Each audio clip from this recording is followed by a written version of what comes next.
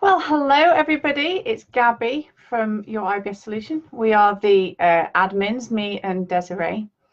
And I wanted to go live today because there's been an interesting discussion within the group actually about whether you can actually heal yourself from IBS or whether it's always a question of managing the symptoms and never actually reaching a cure. And I guess I'm coming from a place of prejudice because this is what I do for a living. I've been in practice for 17 years as a naturopath. So I see what is perfectly possible. So I actually find it quite hard to get my head around when people say it's just something that you have to live with.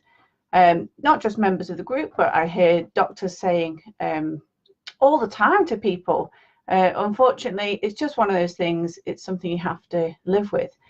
And in a way, it makes me so mad because that isn't the way the body was designed at all. The body is designed to heal. And, there's many examples of this as well. And it's some of those things that I wanted to talk about, really. We're made up of something like 40 to 50 trillion cells, and they're all communicating with each other. All have little roles and jobs to do in the body. So you might have certain cells that are quite specialist, say, to the liver, or certain ones to the digestion, but they actually work as a community and as a whole. And it's quite amazing when you think about the fact that we don't consciously have to breathe. We don't force our heart to beat. We don't inflate our lungs. We don't have to think about moving the bowels. These kind of things do happen naturally. And these are processes that are going on that are beyond our control. And we are such a complex organism. We are really an amazing machine, and we've been designed absolutely perfectly. And we've also been designed to heal. And that's always given the right opportunity. For example, the liver. Your liver is incredible. It renews itself every 6 weeks. If you were to have some major liver disease and part of your liver was taken away, it would actually start to regrow and replace itself.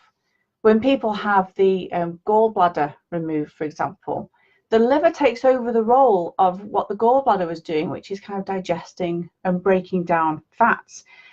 The liver has the ability to grow to its normal size, and all the time your liver is detoxifying.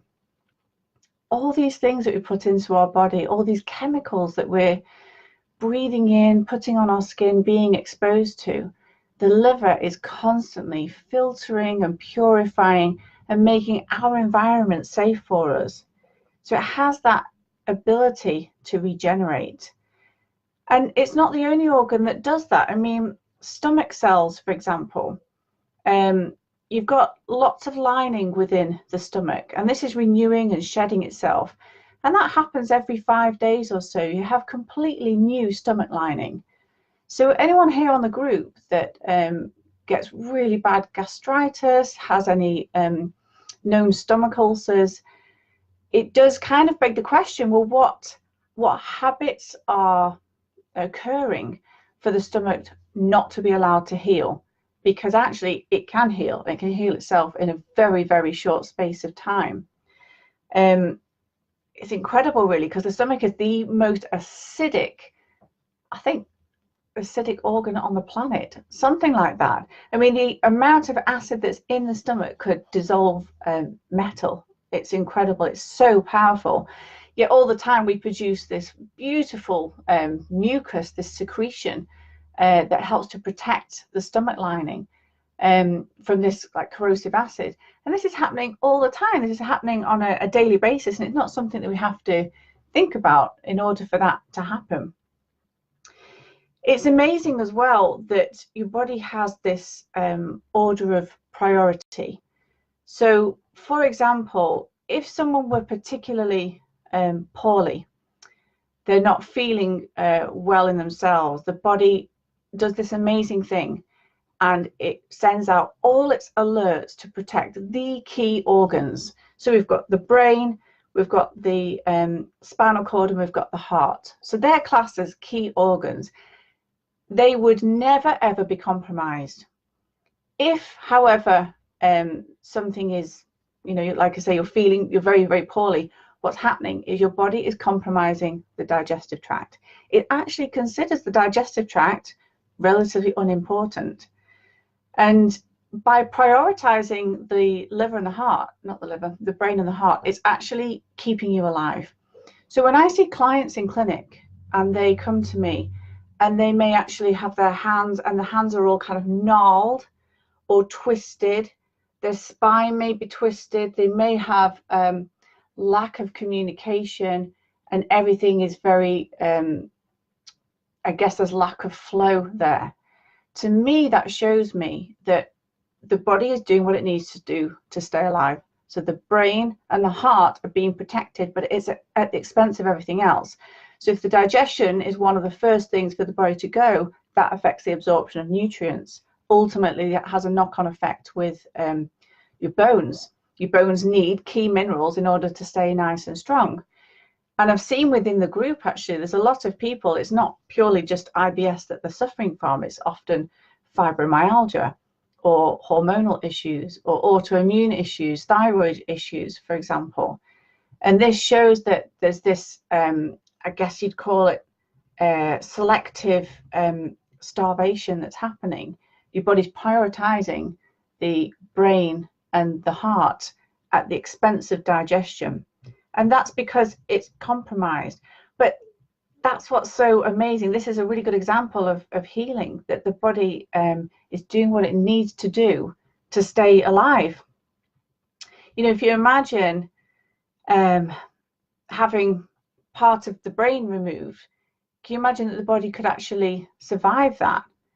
Well, it can. It's quite amazing. I had a little boy, actually. So at birth, he had a hemispherectomy because he was having, it was something like 90 seizures. I mean, this is a newborn baby. So 90 seizures. It's amazing that he actually survived. And they did a hemispherectomy, can't even say it, which splits the brain. And the body had the capacity to heal. So his parents, and actually a whole team of carers, have worked with him to help to heal the body. But what's incredible is how the brain can regrow. So it's a process called neuroplasticity. And this little boy now, he's 7, and he's in mainstream school. He's walking, talking fairly normally. I'd say he's maybe a year behind. But it's incredible that something so drastic had to be done, but that the body has this capacity to heal. So neuroplasticity is incredible. And it's on that note as well that our thoughts are just so important.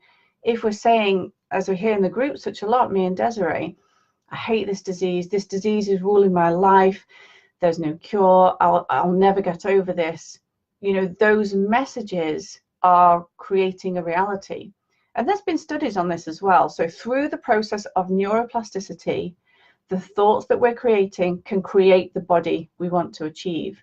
So this is something that's so important to bear in mind if you're suffering from irritable bowel syndrome or any issue, to be honest. The words that you use will help your brain to send the messages to the body to help it to heal. One of the other examples that the body can heal is, I guess you call it the sperm and egg story. We've got completely different fertile systems in our body, or reproductive systems. So women's are so different to men, obviously. But women are born with a set amount of eggs, whereas men can actually reproduce their entire life. So what's incredible about this is whilst women have, I think it's something like 2 million eggs in the fallopian tubes. So obviously that gets less and less each time they have a menstruation. That they can still create new life. And it actually starts to get less, obviously, as time goes on. But men, on the other hand, every 3 to 4 months are creating fresh, new sperm, new life. And it's just taking one sperm, one egg, and then this entire process of replication is happening, and that doesn't stop. So although we've created a baby and obviously we grow into adults, that entire replication never stops. Our cells are constantly turning over. And this is one reason why it's just so important to get to bed and get to sleep at night, is because that's when that's occurring. So your cells are being destroyed constantly and being renewed constantly. But for that to occur properly, we need some good, proper, deep, refreshing sleep. One of the other ways that the body renews itself is through, I guess, through the immunity. The immune system has to be very selective, and one of the carriers of all these immunoglobulins and cytokines is mucus. So if you're feeling snotty all the time, you've got mucus, sinus issues. I had a client yesterday with horrendous sinus issues. I thought she just had a cold, I should have realized. But we only have one mucous membrane. So if you're constantly blocked nasally or there's discharges everywhere, then we know the digestion is unhappy, because that mucous membrane is being secreted everywhere. This mucus is constantly coming out. This is one way that we can see it, is through the nasal passages. But if you're getting blocked ears, constantly coughing, feeling chesty, then it's the digestion that we need to work on. But at the same time, this shows us that the body has the capacity to heal, because it's doing what it needs to do to try to maintain this beautiful environment inside and try and maintain your immune system. I think this is worth bearing in mind. There's all these different mechanisms that are in place that your body does and can do to keep you in optimum health, but we have to give it that opportunity. And things that can really affect the ability of the body to heal are what we'd call stressors. When we think of stress, everyone thinks of emotional stress. It's become a bit of a buzzword, but actually stress could be blocked elimination organs like the bowel, maybe the lymphatic system. That's the stuff that keeps your blood nice and clean. It can be environmental stress. So say you've just moved into a new home, had it all done up, but there's quite a lot of chemicals that are being produced from the new sofa that you've bought or new carpets that you've put down. It can be other environmental stresses like Wi-Fi. We don't want to hear this one, but Wi-Fi, mobile phones, mobile phone masts, those sorts of things are incredibly stressful for the body. We're not designed to be in this whole electromagnetic environment. That is not conducive to healing. That has more of a destructive effect. And there's other stresses. There could be internal pathogens as well. So that can be parasites, bacteria, viruses, or fungal overgrowth. This is all like a dysbiosis that's within the body and often within the gut. So it's about identifying those stressors, removing them, and allowing the body to do what it needs to do. You get a new stomach lining every 5 days, a new liver every 6 weeks, new skin cells every 3 months. For guys, new sperm every 4 months, new blood every 4 months as well. So all these red blood cells, they die, they renew. And in fact, on that note, if you ever start taking supplements, bear in mind they need to take it for about 4 months, because your red blood cells have to take on that new information. If you change your diet, you have to give it a good long go, not just a week or two, to see a difference. And what's amazing is we have a completely new skeleton. And I think that's every year. Actually, I may be wrong there. It could be every 7 years. And it's 99% of it, not 100% of it. But the incredible thing is, you are a different person to what you were last year. So how do you intend to change things this year? How are you going to let your body do what it needs to do in order to heal? I will leave you. Oh, Annette, thank you. She's saying, how long does it take the body to heal itself? Well, the answer is it depends what you're trying to heal. So, for example, if somebody had eczema, we'd be looking at least a 3-month period.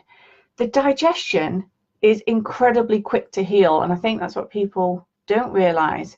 You know, just the stomach renews itself every 5 days, and that's been with studies as well. You can completely change your gut flora in, I think, it's less than a week. It's incredibly quick, but given the right means. So it's about identifying what those stresses are so they can be removed, and adding the right things in so that your body can heal.